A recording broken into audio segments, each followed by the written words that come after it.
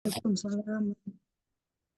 Alhamdulillah wa syukurillah wa la hawla wa la quwata illa billah. Bersyukur kita kepada Allah Subhanahu wa taala yang mana pada malam hari ini kita kembali bertemu di dunia maya di mana melalui webinar yang diselenggarakan melalui aplikasi Zoom. Eh, Semoga apa yang kita lakukan pada hari ini, apa kegiatan yang kita lakukan ini bernilai pahala di sisi Allah Subhanahu wa taala. Salawat beriringan salam tidak lupa pula kita kirimkan buat Nabi besar kita yakni Nabi Muhammad Sallallahu Alaihi Wasallam. Yang hantaran kata Allahumma salli ala Muhammad wa ala ali Muhammad. Baik, eh, sebelum kita memulai kegiatan webinar kita pada malam hari ini, alangkah baiknya kita awali terlebih dahulu kegiatan webinar kita dengan baca basmalah. Bismillahirrahmanirrahim. Pada malam hari ini yang akan menjadi narasumber kita adalah Ustazah Sri Ayuningsih. Ya, Ustazah Sri Ayuningsih dengan tema bullying. Kepada Ustazah Sri Ayuningsih SPD, disilahkan.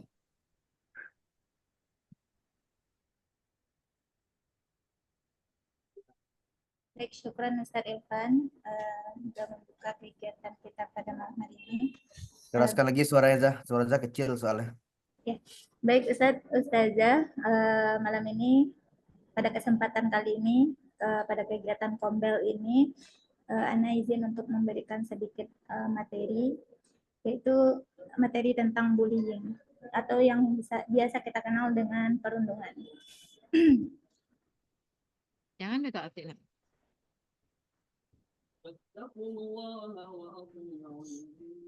Pada materi ini juga berkaitan dengan Quran Surat Al-Hujurat ayat 11 yang artinya, wahai orang-orang beriman, janganlah suatu kaum mengolok-olok kaum yang lain. Suaranya nggak terdengar, Zah. Ya, Ustaz, speakernya agak kecil, Ustaz. Apa hubungan speaker sama suara kita? Jangan, Pada materi kali ini, yaitu Ana akan menjelaskan tentang materi bullying atau yang biasa kita kenal dengan perundungan. Materi ini berkaitan juga dengan surat Al-Hujurat ayat 11 yang artinya, wahai orang-orang yang beriman, janganlah suatu kaum mengolok-olok kaum yang lain, karena boleh jadi mereka diolok-olok itu lebih baik daripada mereka yang mengolok-olok. Dan jangan pula perempuan-perempuan mengolok-olok perempuan lain, karena boleh jadi perempuan yang diolok-olok itu lebih baik daripada perempuan yang mengolok-olok. Dan janganlah kamu saling mencela dan saling memanggil dengan julukan yang buruk, dan seburuk-buruk panggilan adalah panggilan fasik setelah beriman. Dan siapa yang tidak bertobat, maka itulah yang orang-orang zalim. Jadi dari surat yang Ana jelaskan tadi berkaitan juga dengan materi kita malam hari ini, yaitu tentang penindasan atau pembulian atau biasa disebut juga dengan perundungan.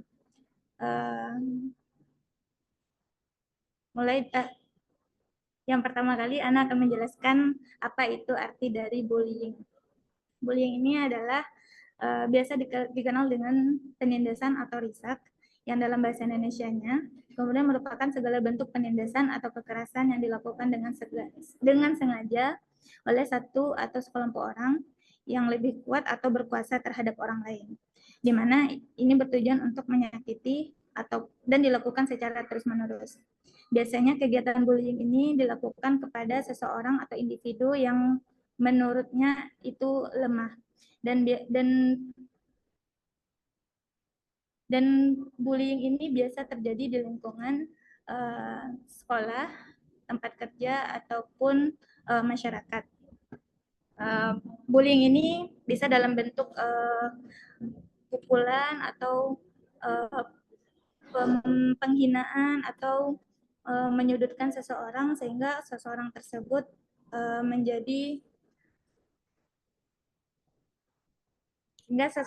merasa tersudutkan. Kemudian ada beberapa bentuk dari bullying. Bentuk bullying ini sebenarnya banyak, cuman pada kesempatan kali ini Ana akan menjelaskan 4 bentuk bullying. Dari sekian banyak bullying, bullying terbentuk menjadi yang pertama yaitu bullying fisik, yaitu berupa pukulan, menendang, menampar, meludahi, atau segala bentuk kekerasan yang menggunakan fisik. Kemudian yang kedua ada bullying verbal. Bullying verbal ini berupa celaan, fitnah, atau penggunaan kata-kata yang tidak baik untuk menyakiti orang lain. Yang ketiga yaitu ada bullying relasional. Bullying relasional ini yaitu berupa pengabaian, pengucilan, cibiran, dan segala bentuk tindakan untuk mengasingkan seseorang dari komunitasnya. Kemudian yang keempat yaitu cyberbullying, yaitu segala bentuk tindakan yang dapat menyakiti orang lain dengan sarana media elektronik. Contohnya pada media sosial, yaitu pada postingan seseorang, individu lain itu memberikan celaan atau kata-kata kurang bagus pada kolom komentar, itu contohnya. Kemudian selanjutnya ada penyebab-penyebab dari bullying ini, yaitu yang pertama permusuhan. Kenapa permusuhan? Karena bullying ini muncul karena adanya rasa kurang suka, yang mana itu menyebabkan individu tersebut memberikan ucapan-ucapan yang kurang menyenangkan terhadap lawan atau musuhnya tersebut, sehingga dari situ bisa disebut juga dengan bullying. Kemudian yang kedua, rasa kurang percaya diri. Jadi jika individu itu nampak dari pelaku seseorang tersebut kurang percaya diri, maka di situ dapat sebuah celah atau kesempatan bagi pelaku bullying untuk menindas seseorang atau individu tersebut. Kemudian mencari perhatian. Mencari perhatian ini berarti lebih mencolok kepada orang yang menjadi pelaku bullying. Dia melakukan bullying ini agar mendapatkan perhatian atau merasa menjadi pusat perhatian dari tingkah laku yang dilakukan. Kemudian yang ketiga yaitu perasaan dendam, sama berkaitan juga dengan permusuhan tadi, karena adanya rasa kurang enak atau kurang suka terhadap seseorang. Dari dendam itu maka muncul sikap-sikap yang kurang menyenangkan yang ingin disalurkan atau disampaikan kepada individu yang tidak disukai tersebut. Kemudian yang keempat, pengaruh negatif dari media. Seperti yang kita tahu, zaman sekarang itu pengaruh dari media itu sangat luar biasa, apalagi bagi peserta didik, tontonan-tontonan atau komentar-komentar yang tersaji pada media tersebut menjadi contoh yang secara tidak langsung siswa kita juga menirunya, tanpa memikirkan apakah itu benar atau salah. Kemudian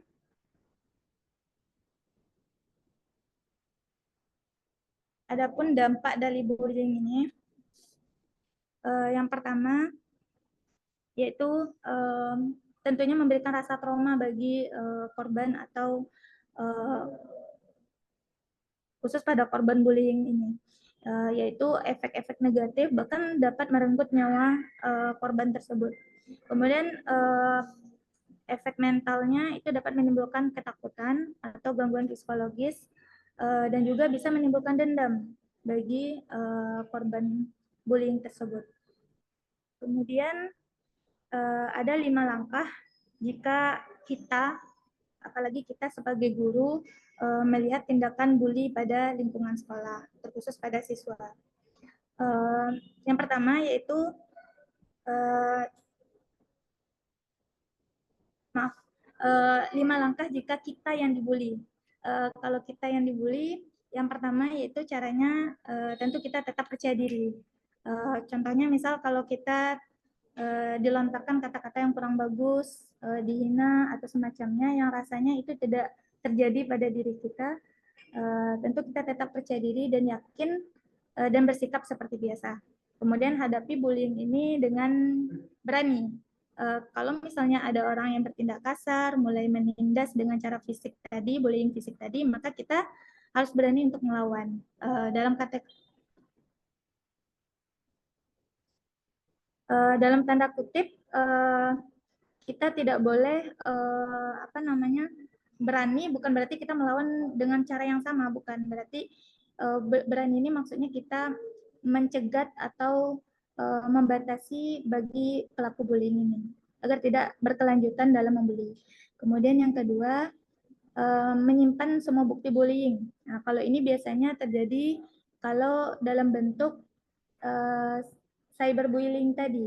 Jadi kalau misalnya ada postingan atau akun-akun yang tidak atas nama kita dan komentar-komentar yang kurang bagus, yang menjelek-jelekan kita, kita simpan buktinya. Jadi nanti bisa dilaporkan ke pihak berwenang. Kemudian yang ketiga, berbicara dan laporkan. Jika kita yang jadi korban bullying itu dan merasa kurang nyaman, kita berhak untuk melaporkan. Kalau misalnya ini terjadi pada murid, kita bisa memberitahu murid untuk melaporkan langsung kepada guru ataupun kepada orang tua atau kepada guru BK atau kepala sekolah. Kemudian yang keempat berbaur dengan teman yang membuat kita itu lebih percaya diri atau lebih berpikir positif.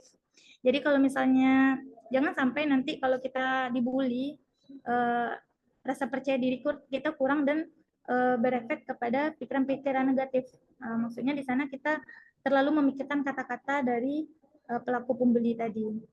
Kemudian yang terakhir, tetap berpikir positif. Jadi apapun yang terlontar dari mulut-mulut orang yang kurang suka kepada kita, kita tetap percaya bahwa kita bukan seperti yang mereka sebutkan tadi. Itu bagi kita langkah-langkah jika kita yang dibully. Itu bisa kita sampaikan kepada peserta didik, karena tidak bisa dipungkiri juga kalau di dalam kelas pun pasti terjadi bullying, walaupun secara halus sekaligus. Lanjut, langkah jika kita melihat bullying ini. Sebagai guru tentu kita harus cepat menindaknya. Yang pertama, pasti tidak tentu kita tidak boleh diam ya. Kalau misalnya ada nampak di depan mata siswa apalagi dalam bentuk bullying fisik gitu. Dalam bentuk bullying fisik, siswa ditendang, dipukul atau bahkan dijambak, diludahi dan semacamnya. Tentu kita sebagai guru cepat mengatasi atau melerai. Kalau bisa langsung kita damaikan. Kemudian yang ketiga, kita dukung korban bullying ini. Maksudnya ketika korban ini menjadi bahan untuk pelaku bullying, kita harus memastikan kita berpihak pada korban. Jadi jangan berpihak ke pelaku atau ikut-ikutan untuk memanas-manasi, itu jangan. Kemudian yang keempat, bicara dengan orang terdekat pada pelaku bullying. Jadi hal ini bisa kita laporkan orang terdekat itu pasti orang tua ya. Jadi ketika murid kita menjadi pelaku bullying, kita bisa menghubungi orang tua dulu. Jadi kita laporkan, kita sampaikan secara pelan-pelan agar orang tua juga tidak salah paham, karena orang tua pasti juga mikir nggak mungkin anaknya jadi pelaku gitu. Jadi kita sampaikan pelan-pelan apa tindakan-tindakan yang sudah dilakukan oleh anak tadi, kemudian apa efeknya. Kemudian yang kelima, melaporkan kepada pihak yang bisa menjadi penegak hukum di lingkungan terjadi bullying ini. Jadi setelah kita sampaikan kepada orang tua, ternyata hal ini masih berkelanjutan, kita berhak juga menyampaikan kepada kepala sekolah atau guru BK agar lebih ditindaklanjutkan. Kemudian adapun hukum-hukum bullying itu juga terdapat pada undang-undang, yaitu pada Undang-Undang Perlindungan Anak pasal 76C Undang-Undang Nomor 36 tahun 2014 yang berbunyi setiap orang dilarang menempatkan, membiarkan, melakukan, bahkan menyuruh melakukan atau turut serta melakukan kekerasan terhadap anak. Kemudian terdapat juga pada Undang-Undang Pasal 80 Ayat 1, Undang-Undang Nomor 35 Tahun 2014. Setiap orang yang melanggar ketentuan sebagaimana dimaksud dalam Pasal 76C dipidana dengan pidana penjara paling lama 3 tahun 6 bulan dan juga dapat denda sebanyak 72 juta. Kemudian ada juga hukum bullying dalam bentuk aspek hukum cybercrime. Itu biasanya di media sosial. Jika terjadi bullying seperti ini, juga terdapat hukuman atau punishment, itu pada Undang-Undang Informasi dan Transaksi Elektronik pada pasal 45 ayat 2, di mana setiap orang yang memenuhi unsur sebagaimana dimaksud pasal 28 ayat 1 ayat 2, maka dipidana dengan pidana penjara selama 6 tahun dan juga denda sebanyak 1 miliar. Dan juga ada undang-undang lain yaitu Undang-Undang Informasi dan Transaksi Elektronik yang berbunyi setiap orang dengan sengaja dan tanpa hak menyebarkan informasi yang ditujukan untuk menimbulkan rasa kebencian atau permusuhan individu, kelompok masyarakat tertentu berdasarkan atas suku, agama, ras, dan antar golongan atau syarat. Dan juga pada Undang-Undang Informasi dan Transaksi Elektronik pasal 45, di mana setiap orang yang memenuhi unsur-unsur sebagaimana dimaksud pada pasal 27 tadi, pasal 27 ayat 1, 2, 3, dan 4, maka dipidana dengan penjara paling lama 6 tahun dan didenda sebanyak 1 miliar. Mungkin itu materi yang dapat Anda sampaikan pada malam hari ini. Anda kembalikan kepada moderator.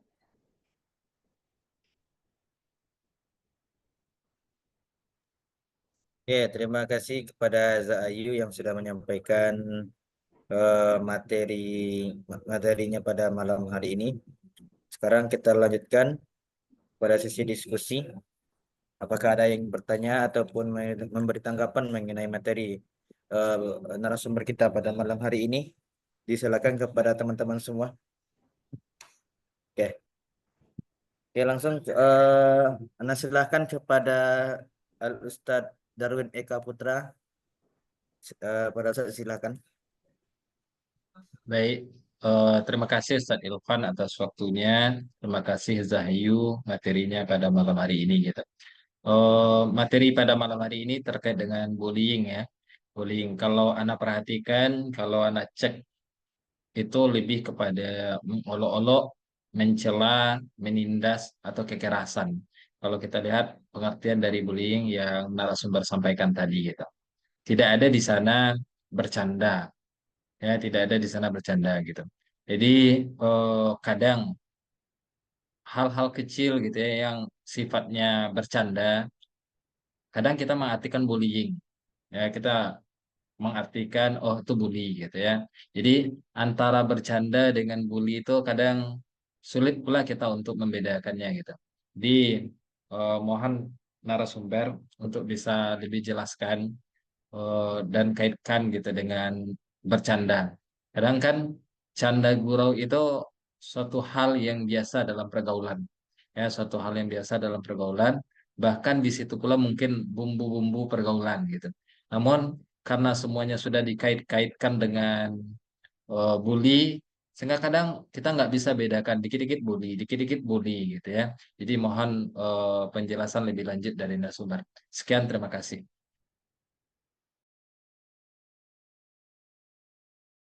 Oke. Terima kasih kepada Ustadz Darwin. Mungkin itu sedikit tambahan dari Ustadz Darwin ya untuk mengenai materi dari Zahayu. Mungkin itu sedikit penambahan atau bisa jadi Zahayu jelaskan bagaimana Maaf Ustaz, eh, bukan penambahan Ustaz, tapi mau bertanya Ustaz. bertanya ya. Ya bertanya. Berarti pertanyaannya gini, Zat. Bagaimana konteks candaan dalam hal bullying? Itu ya, Ya, Zat ya? membedakan antara canda dan bully Ustaz. Sehingga kita bisa lebih bisa membedakan, oh ini bully, ini canda gitu ya. Karena kan tidak sama saja antara canda, bercanda itu kan ya bumbu-bumbu dalam senda gurau ya. Artinya bercanda itu biasa. Tetapi kita sering itu samakan saja gitu. Jadi mohon lebih penegasan dari narasumber antara bercanda dengan membuli gitu. Terima kasih. Ya. Itu begini itu inti pertanyaannya bahwasanya yang mana pertanyaannya bagaimana membedakan antara candaan dengan bullying. Mungkin bisa Zahayu jawab langsung. Disilakan Zahayu. Bersiap habis ini Zamunita ya. Ya baik, syukran Ustadz. Ini juga mungkin sering terjadi ya di lingkungan kerja kita ya. Kalau menurut Ana, bukan semua candaan itu bisa disebut bullying. Bisa dikatakan bullying ketika candaan itu apa namanya tadi Ana jelaskan ada beberapa bentuknya. Mungkin yang Ustadz jelaskan, yang Ustadz tanyakan ini masuk kepada bullying verbal, dimana itu kan dalam bentuk apa namanya tindakan secara apa namanya contohnya nih misalnya kita bercanda maksudnya ingin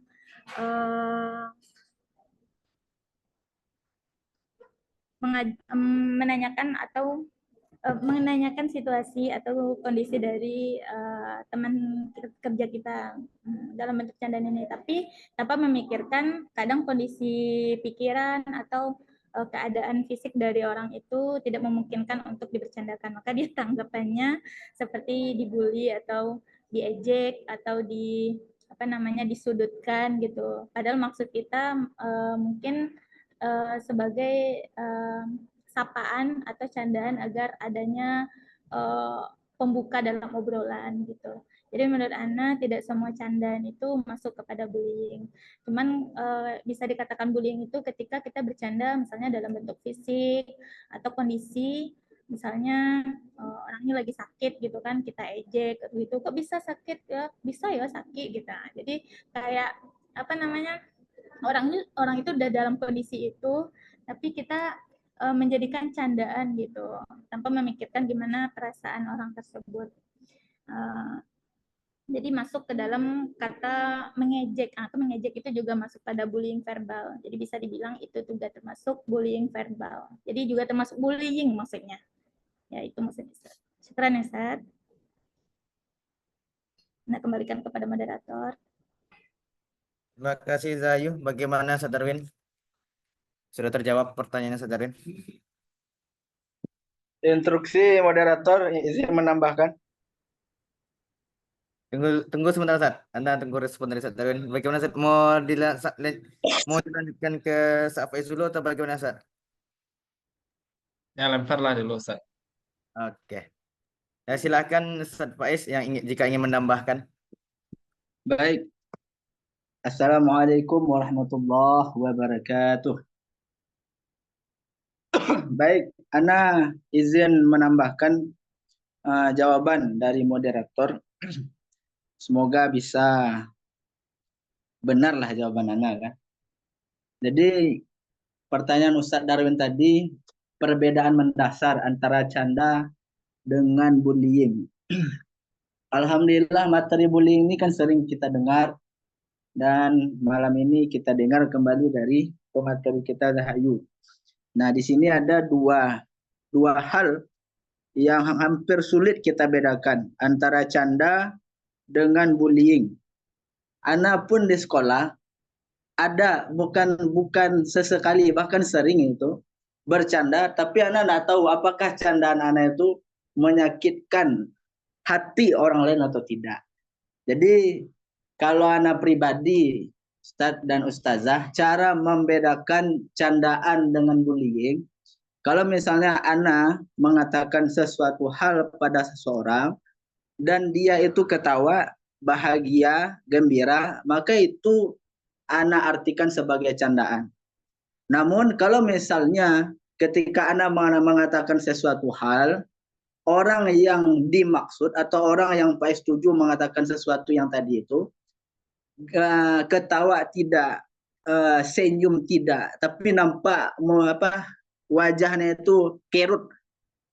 Kita manusia kan tahu kan, sedih, kecewa, pokoknya orang yang kita katain itu nampak dari wajahnya, maka Ana menyimpulkan itu bukan candaan, tetapi sesuatu hal yang menyakitkan. Dan Ana pun sudah merasakan itu.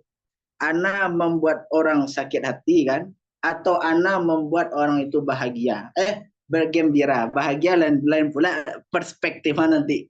Nah, ini harus hati-hati kita pilih kata-kata kan, kata Rocky Gerung kan. Jadi itu Ustadz. Jadi kesimpulannya, kalau candaan, kalau menurut kita ketika kita keluarkan kata-kata kepada seseorang itu bahagia, seseorang itu tersenyum, maka itu candaan. Jadi kalau misalnya kalau bullying, kalau kita mengatakan suatu hal atau bertindak suatu hal, orang yang kita maksud itu marah atau langsung kecewa atau langsung sedih, maka itu disebut dengan bullying. Itu mungkin Ustadz dari Ana, penambahan dari Ana.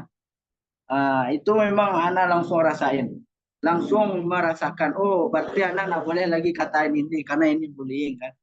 Oh ini harus dilanjutkan ini kata-katain karena bisa buat dia tersenyum, ketawa, bahagia dan lain-lain. Mungkin itu penamaan dari Ana, Ustaz. Ana kembalikan kepada moderator. Oke, jazakallah khair. Ustaz Tengku ya. Itu sedikit tambahan ini ya. Penguatan dari Ustaz Faiz mengenai pertanyaan Ustaz Darwin bagaimana membedakan antara candaan dengan bullying. Bagaimana Ustaz Darwin? Sudah terjawab Ustaz Darwin? Oke, terima kasih Zahayu, Ustadz Faiz ya, yang telah menjawab gitu ya.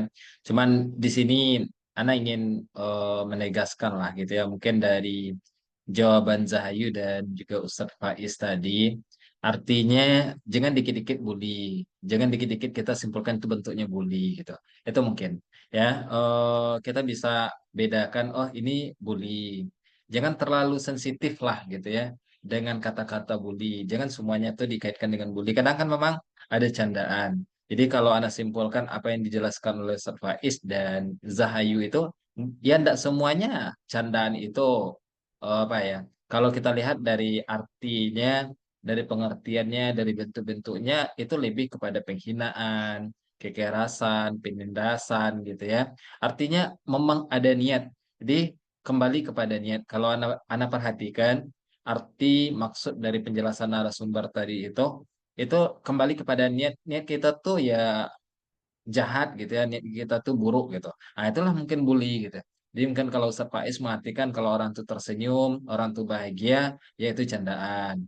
Kalau itu kan analogi analogi yang disampaikan oleh Ustaz Faiz ya. Kalau orang tuh wajahnya muram, wajahnya apa gitu ya sedih, berarti itu bentuk bully. Artinya kalau kita lihat ke agama kita, kalau Anda simpulkan itu lebih kepada niat orangnya gitu. Ketika niatnya itu buruk gitu ya, niatnya itu tidak baik, nah itu mungkin bisa dijatuhkan ke bully. Tapi ketika niatnya itu untuk senda gurau, untuk sebagai penghibur atau segala macam gitu ya, tidak menyudutkan lah intinya ya. Kadang ada yang tujuannya hiburan tetapi orang tersakiti, nah itu kan tetap salah gitu ya. Jadi penekanannya mungkin menurut Ana, jangan dikit-dikit kita terlalu sensitif gitu, jangan dikit-dikit bully, ini bully gitu. Jangan semuanya. Kadang kita bahas bully itu ya terlalu agak sensitif juga gitu. Jadi ini perlu pemahaman juga. Kalau kita salah dalam memahami bentuk-bentuk bully, jenis-jenis bully atau pengertian bully itu, tentu kita juga akan salah dalam menyampaikan kepada anak-anak, kepada siswa gitu. Itu aja mungkin eh, kesimpulan yang bisa Anda petik gitu ya dari materi yang disampaikan oleh narasumber dan juga dari Ustaz Faiz tadi gitu. Anda kembalikan kepada moderator. Terima kasih Ustaz Darwin. Selanjutnya kepada tadi Zamonita mengacuhkan tangannya. Zamonita mana Zamonita ini? Hilang aja lagi Zamonita. Jadi bertanya aja atau Suaranya jadi Zah? Oke, silakan Zah.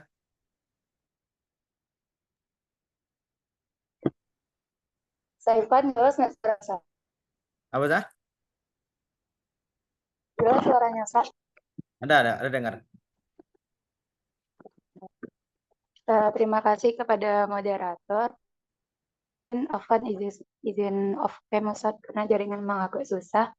Saya suaranya jelas. Mungkin izin bertanya kepada narasumber terkait perkara bully gitu di sekolah dasar. Sebelumnya mungkin kita juga ada pernah bahas ya terkait bully Ustazah gitu.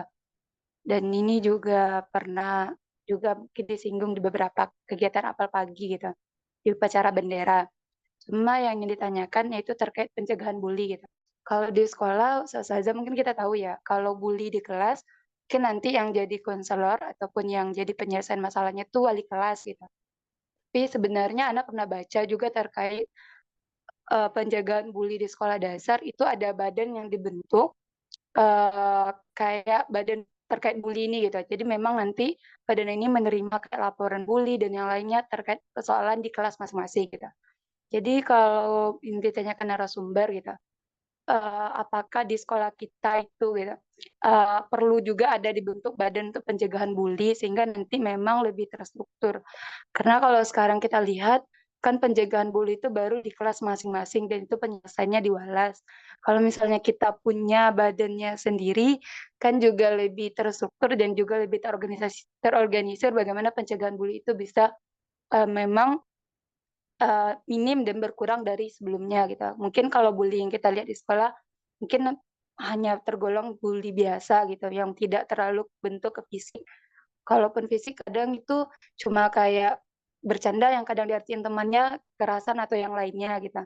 Jadi kalau menurut Ustazah pencegahan bully apa di sekolah itu yang tepat gitu? Apakah pembentukan badan pencegahan bully atau bagaimana untuk mengatasi bully-bully yang ada di sekolah kita sekarang ini gitu? Walaupun itu bukan termasuk bully yang berat gitu, Zaza. Mungkin sekian, terima kasih, dikembalikan kepada moderator. Oke, terima kasih kepada Ustazah Zamonita. Jadi inti pertanyaan itu adalah bagaimana pendapat Ustazah, apakah perlu adanya dibentuk suatu tim atau suatu badan dalam hal pencegahan bullying di sekolah tingkat dasar. Begitu Zamonita? Oke. Silakan Zahayu. Ana serahkan kepada Zahayu. Baik, syukran Ustaz. Syukran Zamanita. Mungkin ini juga pertanyaannya bagus banget ya, karena di sekolah kita nggak bisa kita pungkiri juga di kelas itu kadang anak-anak itu juga sering saling membuli. Kalau Ana dulu tahun kemarin di kelas 4 itu pernah nerapin ibaratnya itu keamanan dari masing-masing soleh dan soleha. Jadi dari sekian banyak soleh soleha itu ada 2 orang itu satu soleh satu soleha mewakili memperhatikan tindakan-tindakan teman yang rasanya itu menyakiti temannya yang lain. Itu dulu anak kasih semacam buku kecil gitu. Jadi kadang kan jurnal itu kita isi atau dari sikap-sikap yang nampak dari kita aja gitu kan. Kita nggak tahu ketika mereka saja yang kumpul ngobrol gitu, tindakan atau kata-kata apa yang keluar dari mereka kita nggak tahu. Nah dulu Ana juga dari situ Ana inisiatif buat bikin keamanan semacam itu. Jadi anak amanahkan satu orang soleh dan satu orang soleha. Nah, itu nanti setiap pulang sekolah anak melihat catatannya gitu. Jadi ketika catatan itu misal pelakunya satu orang itu melakukan hal yang sama berulang-ulang, terus mungkin dalam 1 minggu misalnya nama soleh itu misalnya atau nama soleha itu. Nah, nanti kalau udah cukup udah sering baru anak panggil gitu. Dulu pernah anak panggil gitu kan, dia kaget gitu, apa salah Anazah gitu kan, kenapa anak nggak ada berulah Zah gitu kan. Padahal dia nggak tahu gitu, anak itu udah nunjuk masih satu soleha tadi gitu. Nah dari sana ketika udah terpanggil satu orang, alhamdulillah di kelas itu udah mulai udah mulai ada rasa waspada gitu ketika mereka melontarkan kata-kata yang kurang menyenangkan atau mereka anggap itu semacam hiburan, mereka udah mulai wanti-wanti gitu menyebutkannya, udah mulai beragak-agak gitu kan. Kemudian itu contohnya Zamon. Jadi itu Ana lakukan tahun kemarin. Alhamdulillah, cuman waktu itu Ana laksanakan cuma 1 semester gitu kan. Nah, setelah itu tidak terlaksana lagi. Menurut Ana bagus gitu kita buat tim, tapi per kelas gitu. Kalau kita bikinnya tim atau badannya itu untuk satu sekolah itu rasanya kurang efektif gitu. Jadi bagusnya kita tunjuk masing-masing satu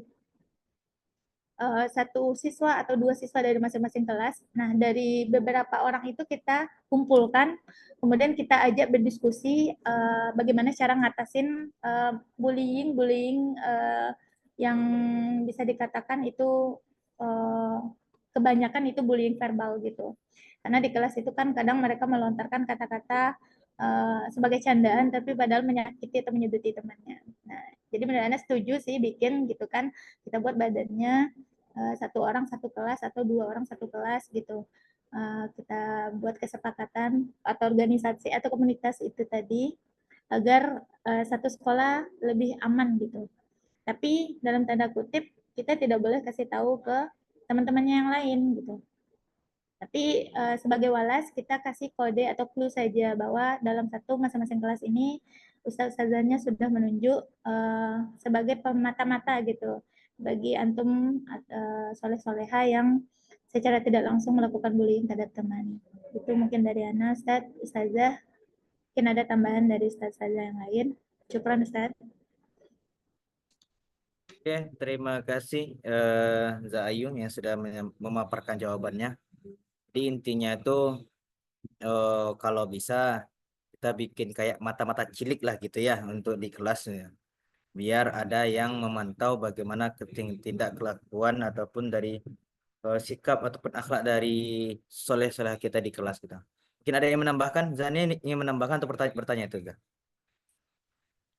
Ana ingin bertanya, Ustadz. Bertanya tunggu sebentar. Oke, sabar ya Zah. Oke, Anda serahkan terlebih dahulu kepada Zamonita. Bagaimana Zamonita sudah terjawab?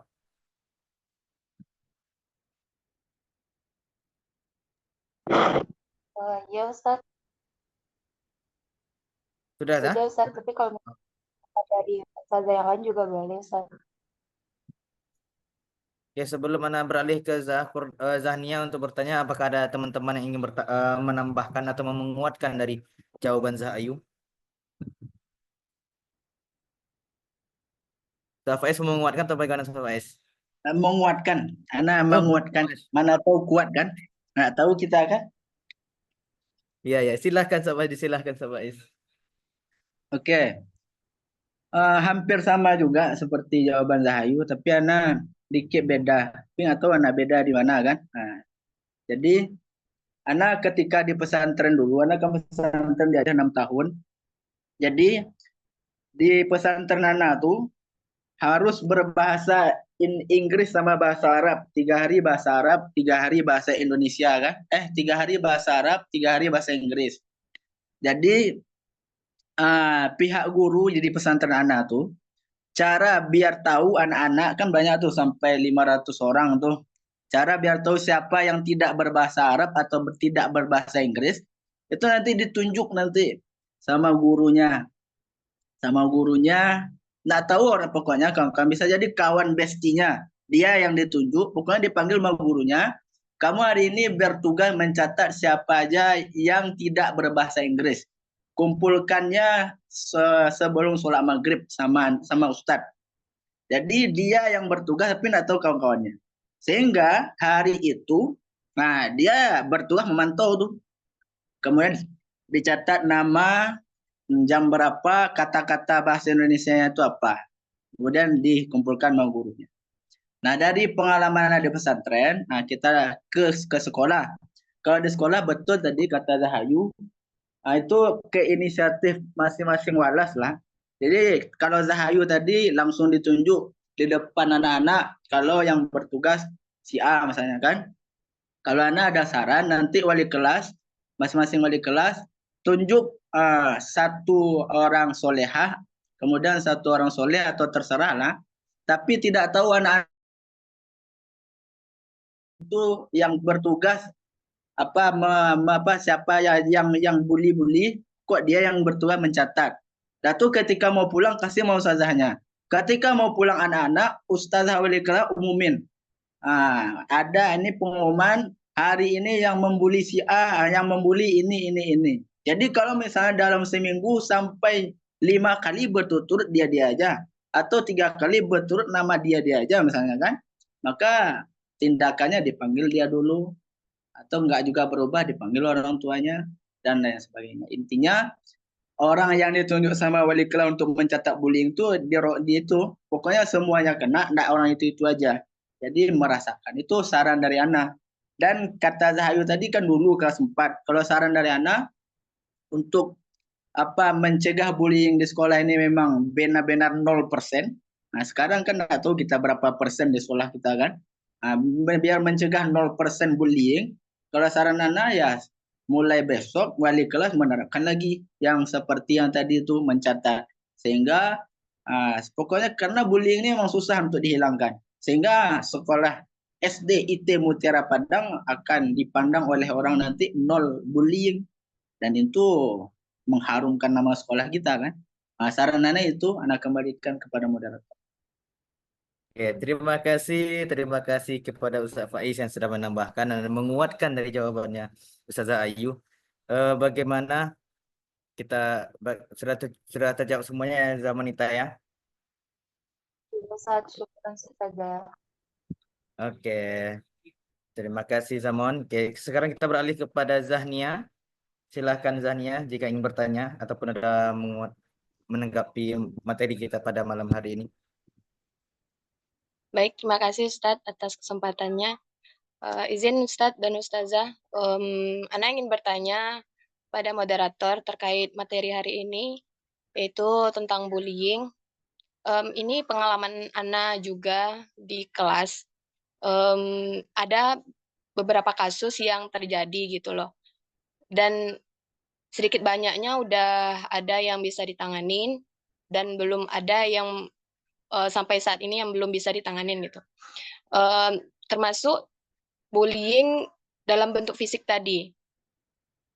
Itu terjadi di pengalaman kelas Ana, bagaimana cara kita berkoordinasi dengan orang tua gitu nanti jika ada kasus bullying yang menimpa anak mereka gitu, peserta didik kita, yang mereka itu tidak mengakui kalau itu perbuatannya gitu.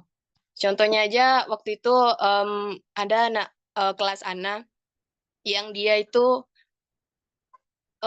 bergaduh gitu dengan temannya. Nah, lalu dia melakukan kontak fisik yang melukai, yang menyakiti. Tapi ketika diceritakan kembali dia tidak mengaku gitu. Dan yang merasa tersakiti ini, terus dia, Ana digitukan, Zah, Ana takut, jadi nggak mau berteman lagi dengan dia gitu. Dan udah dikasih tahu sama orang tua, udah dikonfirmasi sama orang tua, tapi orang tuanya tidak tidak kurang menerima gitu yang Ana sampaikan. Justru mengatakan si Fulana ini kalau nggak digitukan, Zah, dia nggak akan membalas, Zah, gitu. Tapi nyatanya dia yang sebagai pelaku gitu. Dan mungkin itu anggapan Ana, mungkin karena atau karena sering dibela sama orang tuanya, jadi ketika melakukan kesalahan ataupun proses bullying yang fisik tadi, jadi dia tidak merasa bersalah gitu. Nggak ada Anda melakukan itu, Zah, dia yang mulai duluan. Jadi saling lempar kesalahan gitu. Jadi bagaimana kita menyampaikan kepada orang tua yang dimaksud untuk memberikan penjelasan gitu bahwa anaknya tuh memang melakukan ini, dan kita udah kasih toleransi juga, udah kasih pengarahan juga, dan untuk kedepannya gitu, untuk besoknya masih juga dilakukan gitu. Jadi koordinasi seperti apa gitu yang kita lakukan, yang harusnya kita lakukan sebagai wali kelas kepada orang tua terkait ada yang melakukan bullying dari bullying fisik tadi. Syukran, itu pertanyaan dari Ana. Kembali Ustadz. Terima kasih Zania atas pertanyaannya. Mungkin bisa Ana ulangi lagi supaya saya bisa menjawab ya. Jadi pertanyaan itu adalah bagaimana koordinasi seperti apa yang mesti wali kelas lakukan atas tindakan bullying yang dilakukan oleh anak yang malahan agak dapat pembelaan dari orang tua siswa itu sendiri. Gitu ya saya. Mungkin silakan Zayu ditanggapi. Baik, syukran Zania.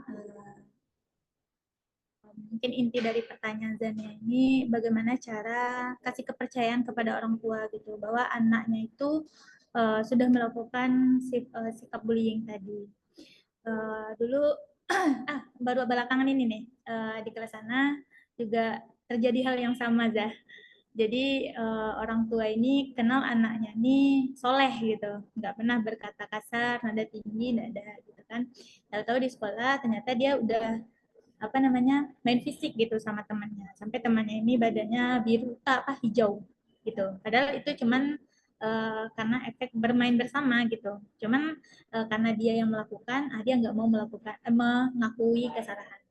Waktu itu Ana langsung panggil gitu anaknya, jadi kasih pemahaman atau kasih tanya gitu, betul nggak beliau yang melakukan. Mungkin karena udah kelas tinggi tadi ya Zaya, Ana tekan gitu, maksudnya sebelum Ana panggil orang tuanya, sebelum Ana berkomunikasi dengan orang tua, Ana minta anak itu yang langsung mengatakan kalau emang dia yang melakukan gitu. Tapi ketika Ana bertanya, Ana tidak langsung berkata kayak antum udah mukul itu ya, si Soleh ya? Enggak. Jadi enggak langsung anak lontarkan atau anak kasih tahu apa tindakannya, tapi anak bertanya, Soleh, kemarin zuhur pas main bola, antum mainnya sama siapa? Anak tanya gitu, kegiatannya apa, terus siapa yang jadi korban tadi sampai ketemu siapa yang dia lukai atau dia apa namanya nggak sengaja tadi maksudnya. Nah, akhirnya karena apa namanya dengan kepolosannya anak-anak gitu kan dia nyebutin anak kemarin main bola aja terus pas nendang itu ternyata bolanya kelempar ke arah Soleh ini tapi jujur Zana nggak sengaja jadi dia yang bercerita gitu dia yang kasih tahu tindakannya itu apa bukan kita yang kayak langsung nuduh gitu apalagi kalau kelas rendah kan eh, mereka di pojokan tuh nggak mau gitu kan apa namanya kok Zani udah tahu ya pasti ceritanya aneh-aneh deh pasti anak dihukum deh pasti anak di bully deh di kelas gitu pasti pikirannya kayak gitu udah jelek duluan gitu jadi nggak mau rasa pengen ngaku itu udah ada lagi gitu jadi kuncinya menurut anak ya bertanya gitu kegiatannya kita cari informasinya cukup kapan terjadinya kemudian sama siapa aja kejadian itu maksudnya siapa aja teman-teman yang ada di sana gitu kan kita tanya situasinya aja biar dia yang menceritakan gitu nah pas dia menceritakan baru kita keep di sana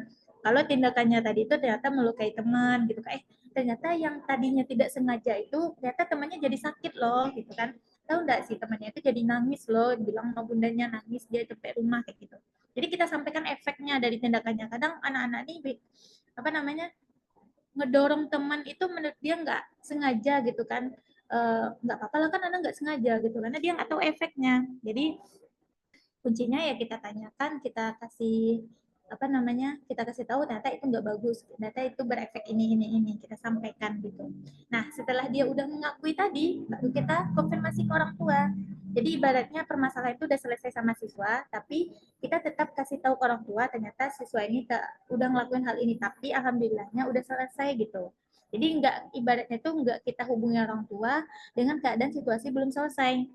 Nah, jadi kita kasih laporan ke orang tua itu, apalagi kelas rendah, cukup kasih tahu ternyata anaknya bikin kesalahan yang tidak disengaja gitu. Dia nggak tahu bun. Nah, jadi nanti bundanya cukup menguatkan, anak itu nggak boleh ya, itu salah tadi ya. Ustazahnya tadi bilang ke bunda, antum nggak sengaja ya, besok jangan lagi ya, kayak gitu. Jadi ibaratnya orang tua itu sebagai penguatnya aja, bukan sebagai apa namanya kita udah mojokin sebagai guru kita udah mojokin anak, besok orang tua nanti mojokin lagi ya gitu. Jadi anak nggak merasa sendiri gitu ya. Jadi menurut anak seperti itu. Ustazah, mungkin ada tambahannya. Syukran Ustazah. Ustaz. Saya menambahkan Pak Ipan. Oke, terima kasih Sayu. Mungkin ada silakan Saidil ingin memperkuat jawaban dari Sayu. Disilah. Baik. Assalamualaikum warahmatullahi wabarakatuh. Baik, terima kasih banyak atas kesempatannya moderator dan terima kasih juga atas waktu yang sudah diberikan dan terima kasih juga kepada narasumber kita yang sudah memberikan materi pada malam hari ini. Jadi mohon maaf, tadi juga ada kegiatan jadi Anda terlambat bergabung. Namun insya Allah materinya juga sudah bisa Anda pahami gitu. Jadi memang jadi seorang guru ini memang kadang rumit gitu kan. Ada rumitnya, seperti yang disampaikan Zahnia tadi kan. Ketika kita menemukan orang tua yang seperti itu, orang tua ini tahunya anaknya ya baik, dia nggak pernah mengganggu teman, adem ayem, kan? Tapi ternyata ketika itu berbanding terbalik dengan yang kita hadapi di sekolah, itu tentu butuh penguatan yang ekstra juga untuk menjelaskan kepada orang tua. Dan sebenarnya apa yang dipertanyakan Zahnia tadi itu adalah sudah kita laksanakan sebenarnya di sekolah, mungkin belum efektif saja gitu. Sudah banyak kok langkah-langkah yang sudah kita lakukan. Yang pertama adalah yang nama tindakan bully tadi itu akan terjadi yang pertama ketika jam pembelajaran, yang kedua mungkin kemungkinan banyak itu adalah ketika jam istirahat gitu. Makanya ketika kita sebagai seorang guru berada di dalam kelas, tugas kita bukan hanya memberikan pelajaran kepada anak, kepada siswa, tapi juga kita mengamati interaksi antar sesama siswa. Itu juga harus menjadi poin penting sebagai guru. Yang kedua, ketika jam istirahat. Ini kan juga sudah tekankan sebelumnya. Kita ada dibentuk guru piket dan sebagainya. Nah, apalagi di lokasi utama kita memiliki 5 orang guru piket. Rasa ana, kalau itu sudah kita maksimalkan dengan sebaik-baiknya, guru piket udah standby, ketika terjadi suatu kejadian, contohnya pembulian fisik seperti tadi, ada yang sampai biru dan sebagainya. Kalau itu ada guru piket, pasti nampak gitu. Dan itu bisa kita lakukan tindakan seperti yang disampaikan oleh Zahayu tadi gitu.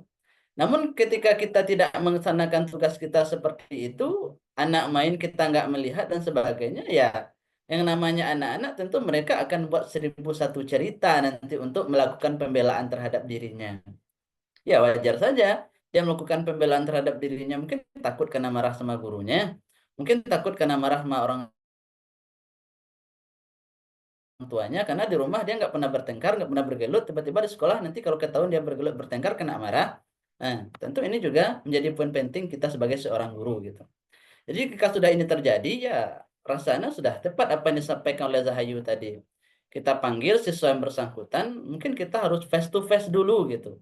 Jadi kalau kita udah berbicara dari hati ke hati dengan siswa itu, apalagi sebagai guru kelas yang mempunyai hubungan yang sangat dekat lah dibandingkan dengan guru mapel gitu, dengan siswanya. Mungkin dengan berbagai trik yang bisa kita gunakan, mungkin siswa tersebut akan mengungkapkan apa sih sebenarnya yang terjadi, kenapa antum bisa biru dan sebagainya. Itu kalau tidak ada guru yang piket tadi langsung melihat kejadian tersebut. Nah, mungkin ketua sibuk atau bagaimana nggak tengok, tiba-tiba anak ini udah biru aja badannya, dia ngadu dan sebagainya. Tentu trik itu yang harus kita lakukan terlebih dahulu lagi gitu. Dan mungkin juga kalau kita melaksanakan tugas tadi kan mungkin juga ada dengan jurnal dan sebagainya. Nah, nanti setelah kita face to face dengan siswa, mungkin kebetulan siswa ini mau pula dia untuk berkata jujur gitu. Ya, kita laporkan kepada orang tua yang bersangkutan bahwa masalah ini seperti ini kejadiannya dan masalah ini sudah selesai gitu. Nah, kayak gitu. Jadi nanti ketika orang tua konfirmasi lagi, nggak ada siswa ini buat cerita lagi karena sudah selesai. Namun lain halnya jika masalah tidak selesai di sekolah, orang tua tidak pula tahu. Apalagi kepala sekolah kan, bukan hanya orang tua yang marah, nanti dipanggil ke orang kepala sekolah kita kan. Ini kenapa ustazah nggak lapor nih? Karena itu kan, seperti yang kita sampaikan, penanggung jawab sebenarnya ya ada di kepala sekolah kan. Memang cukup, memang bukan cukup ya, memang berat tanggung jawab sebagai kepala sekolah. Kadang siswa ini bermasalah dan ini nggak selesai, ya ujung-ujungnya dia WA kepala sekolah lagi kan. Nah, tentu kita juga sebagai guru yang akan menjadi sasarannya. Jadi sebenarnya adalah yang penting itu adalah komunikasi. Kita jalankan tugas dan fungsi kita sebagai seorang guru bukan hanya masih pelajaran, tapi juga yang namanya kita IT yang kita kemukakan adalah pelayanan. Jadi bagaimanapun mungkin ya terkesan ribet, anak tuh kadang tuh kelas 6 diawasi cuma ya kadang kita berkesan seperti itu, tapi gimana lagi? Kalau terjadi hal yang tidak diinginkan, kita semua juga yang akan menanggung, oh sekolah ini seperti ini gitu. Mungkin itu dari Ana. Mohon maaf jika ada kesalahan dan kembalikan kepada moderator. Oke, terima kasih Ustadz Aidil yang sudah memperkuat dan menambahkan Sedikit, dari pertanyaan Zania. Ada sedikit yang saya, menambahkan Pak. Ustadz? Ustadz Darwin? Iya, silakan Ustadz. Oke, terima kasih Ustadz Ilvan. Eh, Pertanyaan dari Zahnia tadi ya, mungkin tadi sudah cukup panjang lebar dari Ustadz Aidil ya, dan sudah sangat lengkap mungkin gitu. Cuman gini, eh, kita sebagai wali kelas tentu orang yang paling dekat dan harus paling tahu gitu ya dengan semua siswa kita serta orang tuanya. Jadi wali kelas memang harus mengetahui identitasnya, latar belakangnya gitu ya. Semua data-data terkait dengan siswa itu tuh harus tahu. Jadi di sini tujuannya apa? Ketika Ustadz dan Ustazah sebenarnya tidak hanya wali kelas, guru-guru yang lain seyogyanya juga seperti itu agar kita bisa bertindak yang sama. Namun tentu tugas di kelas itu penanggung jawab penuhnya memang wali kelas. Kalau guru bidang studi kan sifatnya sekali seminggu atau 2 kali seminggu tidak rutin. Penanggung jawab kelas tentu wali kelas gitu. Jadi walaupun seyanya itu semua guru harus mengetahui identitas siswa itu secara lengkap, di mana rumahnya, siapa orang tuanya gitu, dan bagaimana karakter orang tuanya. Jadi Ustadz Ustazah ketika mengenal karakter orang tua, Anda yakin Ustazah akan bisa menyikapinya dengan baik. Oh, dengan orang tua si A kayak gini cara kita. Dengan orang tua si B kayak gini cara kita. Dengan si C kayak gini. Jadi artinya Ustazah perlu pelajari orang tuanya masing-masing gitu. Ketika orang tuanya juga diketahui karakternya dengan baik, itu mungkin yang disampaikan Ustadz Aidul tadi, komunikasi itu dijalin dengan baik. Anda rasa eh, apa namanya itu kekhawatiran dari Zania tadi nggak akan ada kalau itu sudah bisa diapakan, sudah bisa diketahui dengan baik. Namun kadang kan kita tidak menyadari ternyata orang tuanya kayak gitu, ternyata orang tuanya kayak gitu. Jadi kita seharusnya mencari tahu lebih awal, ya cari tahu lebih awal. Oh, bunda ini kayak apa ya gitu. Kalau bunda ini kayak siapa ya gitu. Ayah ini kayak apa ya gitu. Jadi kita cari tahu kerjanya di mana gitu ya, profesinya apa, kesibukannya apa sehari-hari gitu. Jadi dari kesehariannya tuh kita bisa mempelajarinya. Oh, dia seorang dosen, dia seorang ibu rumah tangga. Itu akan mungkin menurut Ana, Ustadz dan Ustazah harus mengenali gitu ya karakter, kepribadian, identitas dari siswa, dari orang tua kita. Sehingga nanti kita bisa menyikapinya dengan baik. Itu saja mungkin Ustadz Irfan. Terima kasih. Terima kasih Ustaz Darwin yang sudah menambahkan jawaban. Bagaimana Zania? Sudah terjawab pertanyaannya Zania? Sudah, Alhamdulillah. Syukran Ustadz. Syukran jazakallah. Mungkin kita cukup saja. Jika kita cukup dirasa sudah waktu juga sudah menunjukkan pukul 9:30 dan mata kita juga sudah mulai 5 watt ya. Jadi untuk webinar kita hari ini kita cukup masih terlebih dahulu dan pertanyaan, alhamdulillah dari segala pertanyaan tadi mudah-mudahan itu sudah terjawab dan sudah menjadi solusi untuk kita semua dalam menyikapi tindakan-tindakan bullying yang terjadi di lingkungan kita, baik dari itu lingkungan sesama rekan kerja maupun dengan antara soleh-soleh kita semua. Mungkin Ana cukupkan saja untuk Ana selaku moderator.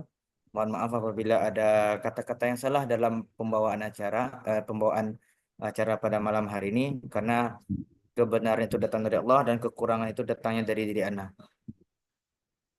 Ana akhiri wabillahi taufiq wal hidayah. Assalamualaikum warahmatullahi wabarakatuh.